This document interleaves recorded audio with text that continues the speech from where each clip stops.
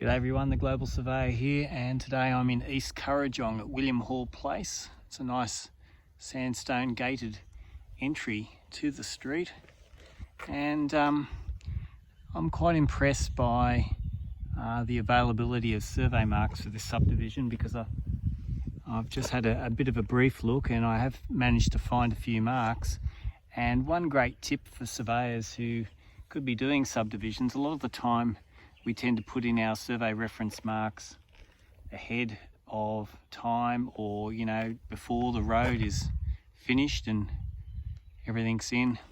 But in this instance, the surveyors have actually waited and put their survey marks in this concrete dish drain crossover here, start of the road. The great thing is that these marks won't go anywhere. It's not likely that this dish is going to be replaced in any time, but you can see here a drill hole and wing in concrete, two of those. And just up the road there, I'm going to go look for another survey mark. And that will be enough to get me started.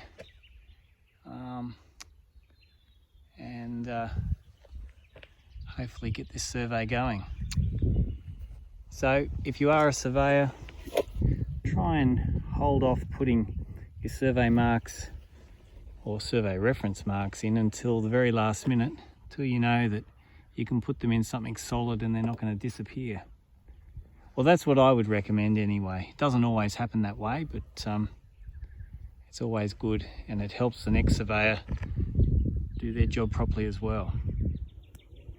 And it's always good when you do a bit of office calculations and put the subdivision onto MGA coordinates, because then you can stake out, in this instance I'm trying to stake out point number 18, and you can see I've only got to go back 6 mils down, actually 7 mils, and over about 5-6 mils to the west.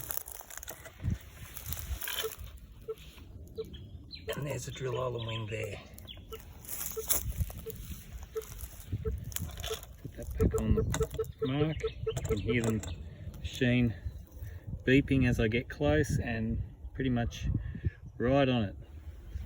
So sometimes a bit of office preparation, if you can put your survey, which may not be coordinated, if you can get it onto some sort of pseudo coordinates, pseudo MGA coordinates in my instance, map grid of Australia, you can find survey marks very quickly, which is a great way of saving time and money. You can see that another surveyor's been here too, a bit of old pink ribbon hanging on the tree. Before you leave the mark, always good to give it a coat of paint so that the next surveyor can find the mark.